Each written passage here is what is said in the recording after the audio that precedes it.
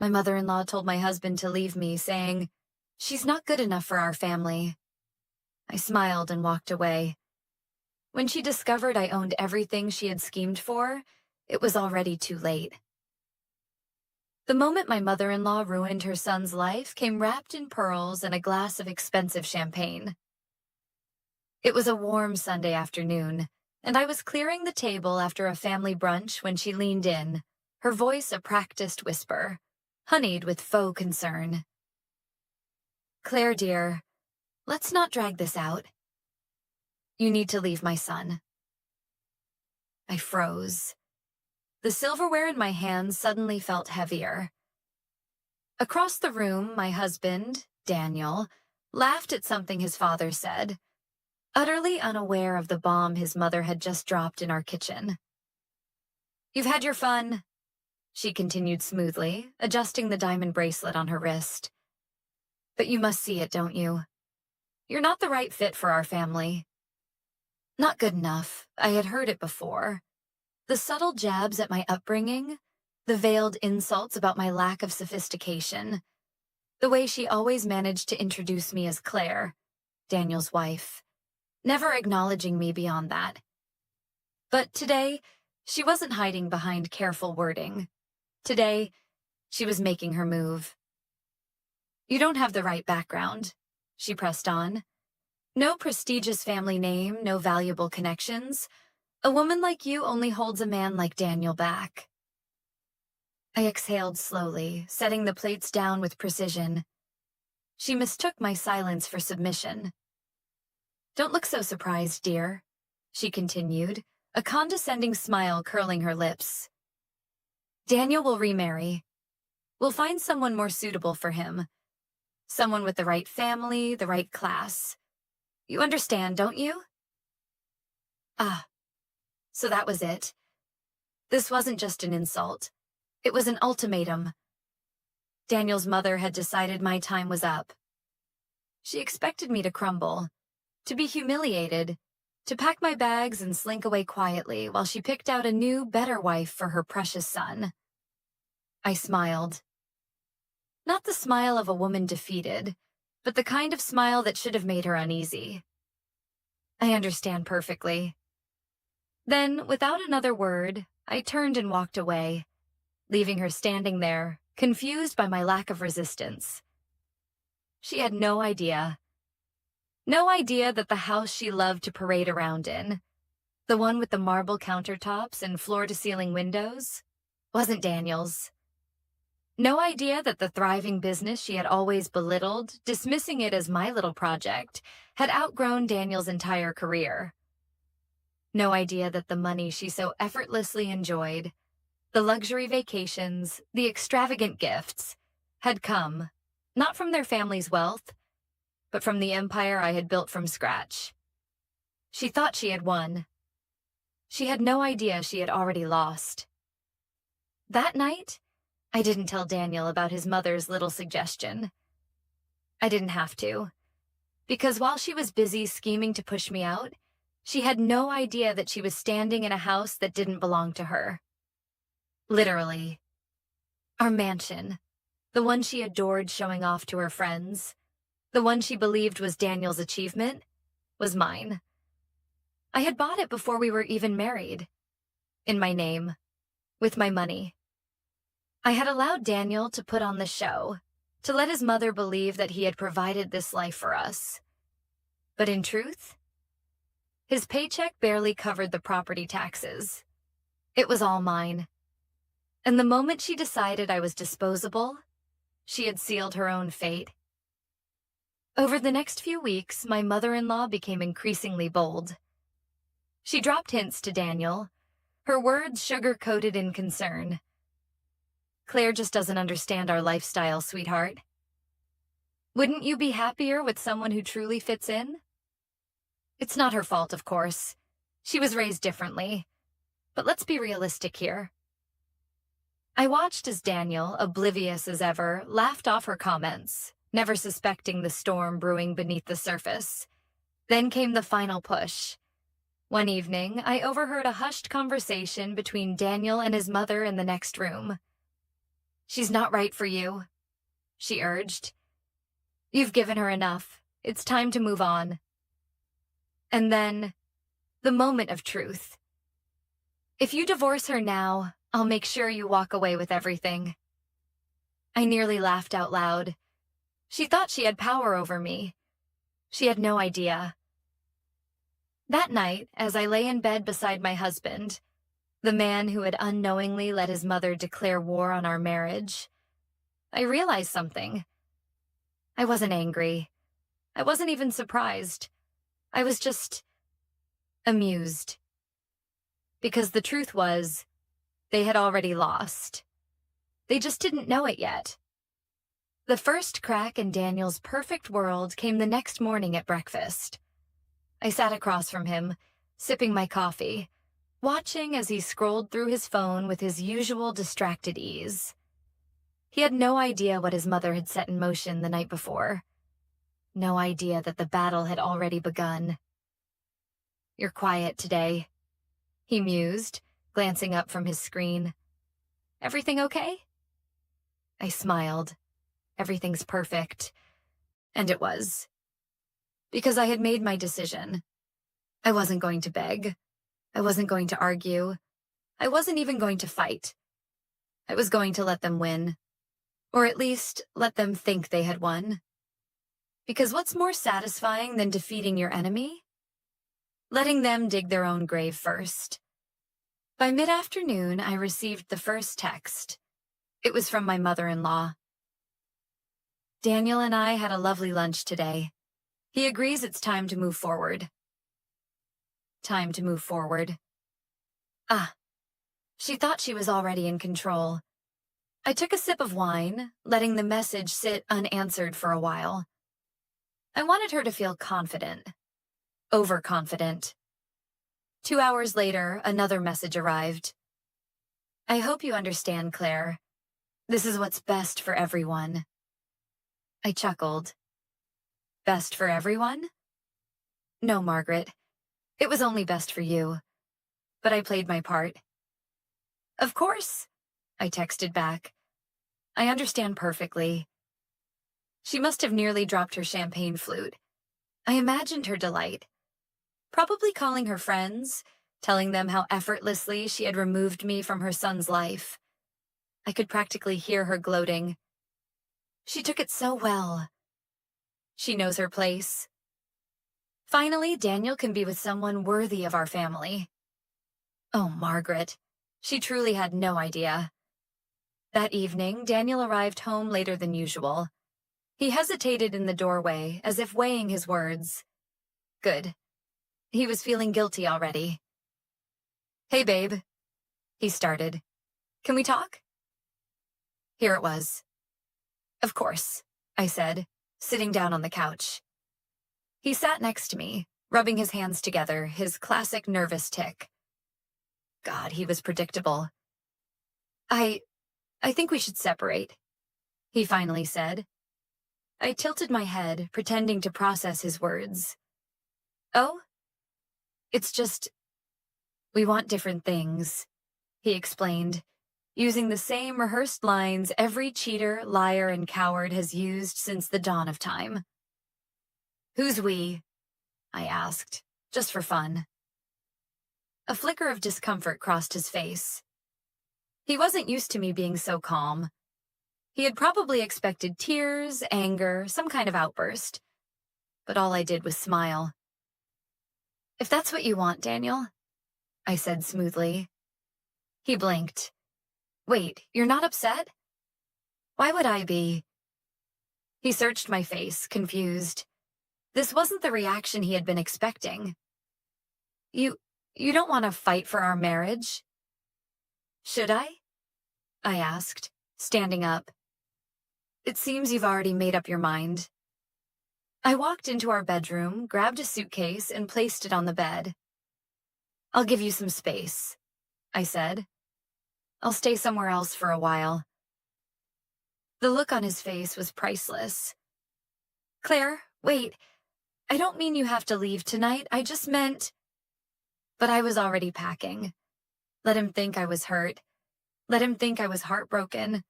Let him think he was in control. Little did he know. I was leaving, all right. I was leaving him in the exact position his mother had wanted. Completely free. But freedom? It was about to cost him everything. I stayed at a luxury hotel that night. The same one my mother-in-law had once bragged about hosting charity events in. The irony was almost poetic. I took my time, ordering champagne, sitting by the window overlooking the city skyline, enjoying the quiet. Tomorrow, Margaret would wake up believing she had won. Daniel would believe he was moving forward, unburdened by me. But by the time they discovered what they had truly lost, it would already be too late. Margaret must have woken up feeling victorious. I imagined her sipping her morning coffee in that sunlit dining room, basking in the glow of her triumph. She had done it. She had erased me. She had removed the woman she believed was unworthy of her precious son. In her mind, the next phase had already begun. She would find Daniel a new wife, one who came from the right background, someone she could mold, control, own. And as for me, I was supposed to be broken, miserable, a cautionary tale of what happens to women who forget their place. I smiled at the thought. She had no idea that while she was basking in her victory, her world was about to crumble. That morning, Daniel learned his first hard lesson. I got a text from him around 10 a.m. "Claire, we need to talk. Something's wrong with the house?" I didn't reply. By noon, my phone buzzed again. "Why is the bank saying my name isn't on the mortgage? Call me." Ah, there it is. It had taken him less than 24 hours to realize what he had truly lost. But I wasn't done yet. I let the messages pile up, his confusion turning to frustration, then panic. At 3 p.m., my lawyer sent me a simple text. He called. "He's realizing the truth. Let me know when you want to respond." Not yet. Let him stew. It wasn't until the following evening that Margaret herself became aware of the disaster. I was in my hotel room enjoying a quiet dinner when my lawyer forwarded me another message. "Margaret just called. She's furious. She claims there's been a mistake." I could almost hear her shrill voice. "What do you mean my son's name isn't on the house?" She must have insisted it was an oversight. A paperwork error. After all, in her mind, everything Daniel had must belong to him. Except it didn't. Not the house, not the investments, not even the business she had mocked for years. I took another sip of wine. She would soon learn that the real mistake had been underestimating me. By the time Daniel and his mother demanded answers, I was ready. I met them at the house. The one Margaret had once loved calling their family estate. Daniel was already waiting in the driveway, arms crossed, pacing. Margaret was beside him, her carefully polished poise beginning to crack. "Claire," Daniel said, "we need to talk." "Do we?" I said, stepping out of the car with slow, deliberate ease. "Yes," his mother snapped. "There's been a mistake. The bank is saying this house is in your name." "That's not a mistake," I replied smoothly. Silence. Margaret blinked, as if trying to comprehend words she had never imagined hearing. "But that doesn't make sense," Daniel said, a touch of desperation creeping into his voice. "I thought—" "You thought what?" I asked, tilting my head. "That you owned this house? That we owned it?" I let the words sink in. "Daniel, this house was never yours." Margaret's face drained of color. "No," she said quickly. No, that's not possible. That's reality." I finished for her. Daniel stared at me, shaking his head. "But we lived here together. And I let you. I said simply. A beat of silence. And then Margaret did what she always did when things didn't go her way. She got angry. "This is ridiculous," she spat, her voice rising. "You are nothing without my son. You had nothing before him. I had everything before him," I corrected, my voice calm. And I still do. Daniel exhaled sharply, dragging a hand through his hair. I could see the realization beginning to dawn. This was bigger than just the house. "Claire," Daniel said, voice softer now. "Let's talk this through. Maybe we can work something out." I smiled. "Oh, Daniel," I said lightly. "We already did. That's why you signed a prenup." Margaret gasped. Daniel froze. And just like that, I watched their world shatter. I turned to leave, but not before dropping one last truth. "You wanted to be free of me," I said. "Well, congratulations. You got exactly what you wanted." And with that, I walked away, leaving them standing on my property, realizing, far too late, that they had gambled and lost everything. Margaret stood frozen, her carefully curated world crashing down around her. Daniel, meanwhile, was in pure disbelief. His face was pale, his mouth slightly open, as if he was struggling to process the words I had just spoken. "Claire, we can fix this," he finally said. I almost laughed. "Fix what?" I asked. "Your mother's little scheme? The way you went along with it? Or the fact that you thought you could just walk away and keep everything I built?" Margaret stepped forward, fury radiating from every pore. "You tricked him," she hissed. "You manipulated my son into signing that prenup." I tilted my head, letting the weight of her words hang in the air. "Tricked?" I echoed. "You mean the prenup that Daniel signed willingly? The one that legally protects my business, my assets, and my property?" Daniel opened his mouth to speak, but I held up a hand. "Tell me, Daniel," I said, "did you even read it? Or did you just assume, like your mother, that none of this would ever matter?" Silence. That told me everything I needed to know. Margaret's breath came quick and sharp. She wasn't just furious, she was panicking. "This is wrong," she spat.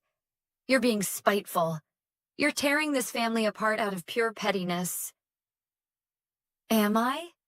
I said, my voice smooth as silk. "Or are you just angry that the game you started didn't end the way you planned?" Margaret's face turned a deep shade of red. "You were never good enough for this family," she snapped.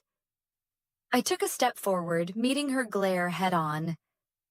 "And yet," I said softly, "it's still my name on the deed." The air between us crackled. For the first time in her life, Margaret was powerless, and she knew it. I turned to leave, but Daniel grabbed my wrist. Gently, but desperate.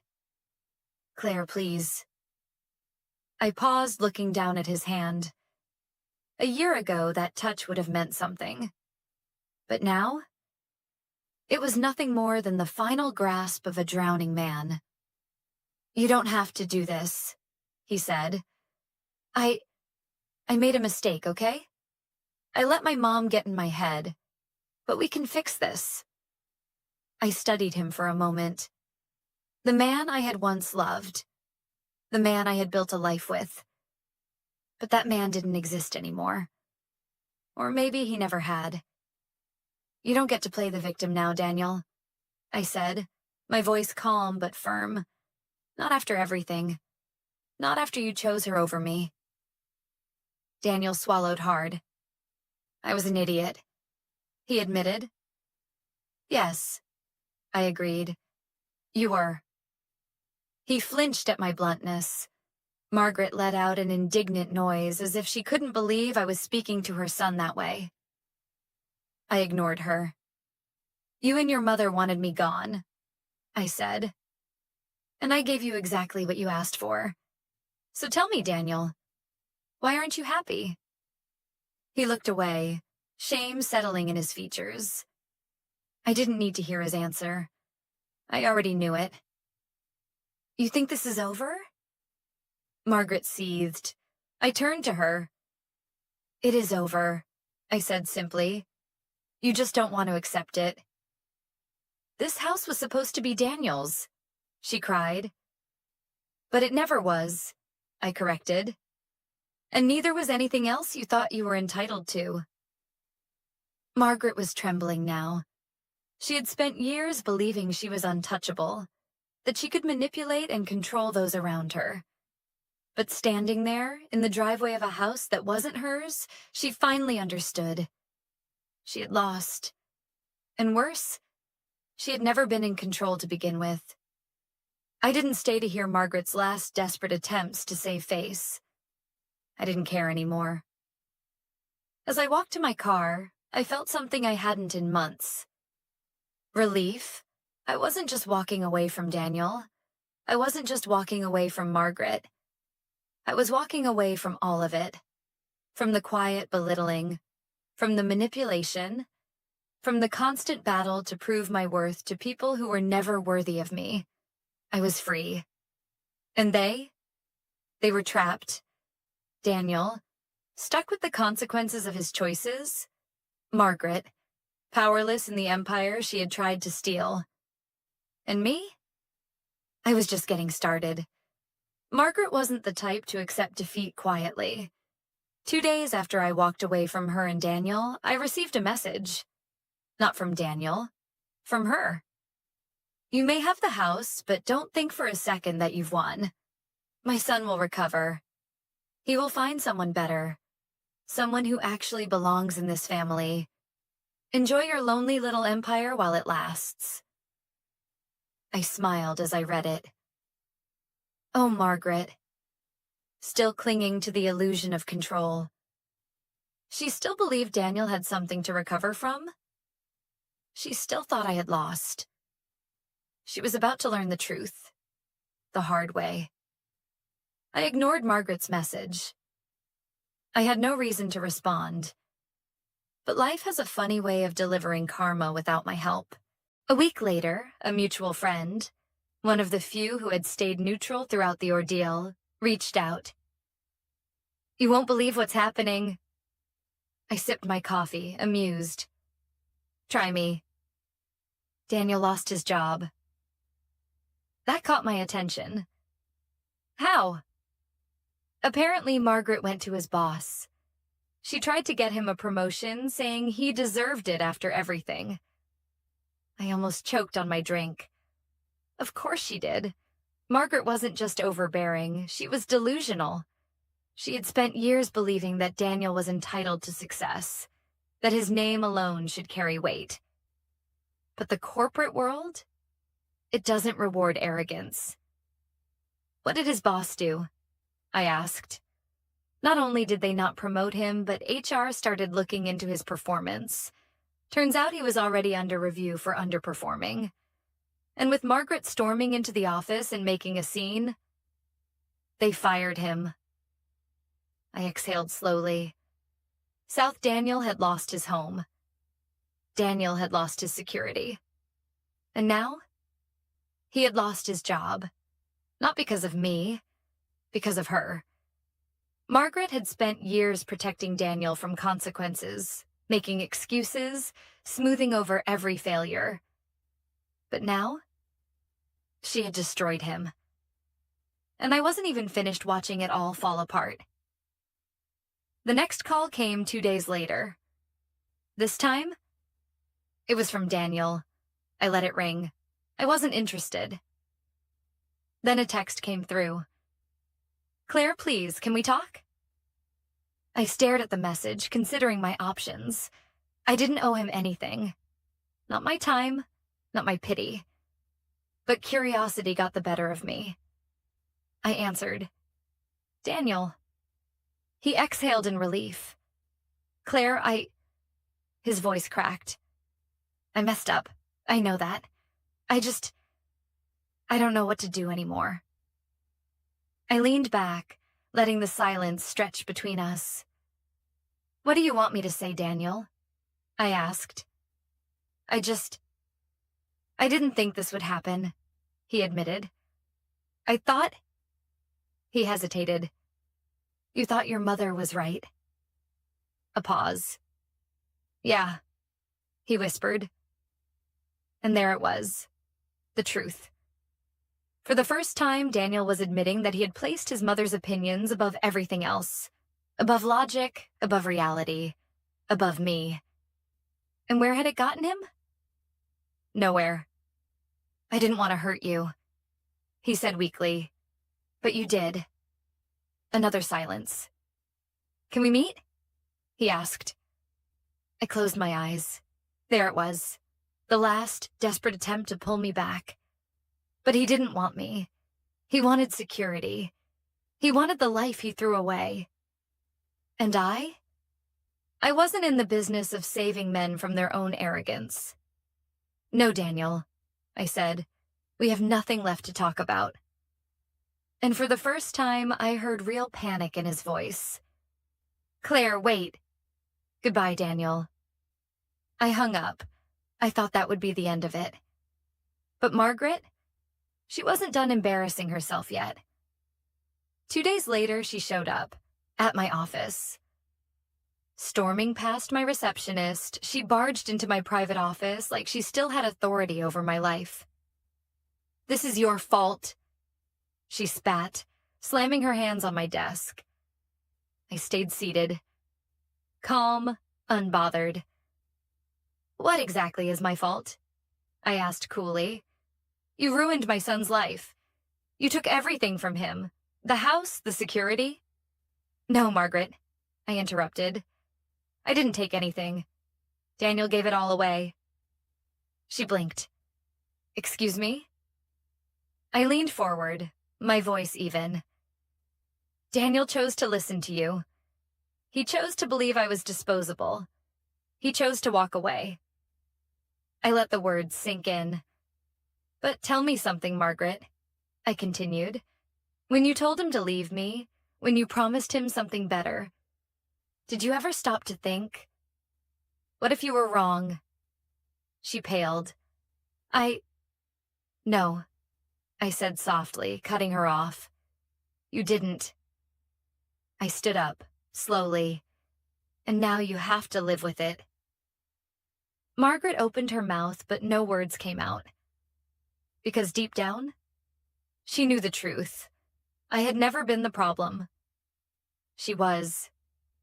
She had built Daniel into a man who couldn't stand on his own. She had raised him to believe entitlement was strength.